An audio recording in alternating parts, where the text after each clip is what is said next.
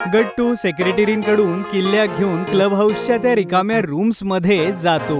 मग त्या रिकाम्या खोलीला बंटी, मयंक आणि रश्मी सजवतात आणि भिंतीवर अगदी मस्त पेंटिंग सुद्धा. चिंकी आणि पिंकीने इंडोर गेम्सचा अगदी एरिया रेडी केला. चेस, लुडो, चिक्सो पझल्सचे गेम. बाकी मुलांनीही आपापल्या घरून भरपूर टॉईज, सॉफ्ट टॉईज यांचं कॉन्ट्रीब्युशन केलं. कुणालने एक मोठा कॅरम बोर्ड लावला. गट्टू आणि चिंकीने एक लायब्ररी सेक्शनही बनवलं, जिथे मुलांसाठी कॉमिक्स, नॉवेल्स आणि मॅगझिन बुक्स सुद्धा कॉन्ट्रीब्युट केलेलं. आणि शेवटी गट्टूने अतिशय आकर्षक असा नोटीस बोर्ड लावला, ज्यावरती डिस्प्ले होत होते रूल्स आणि रेग्युलेशन्स. शेवटी एकदाची या बाल विभागाच्या उद्घाटन समारंभाची वेळ झालीये.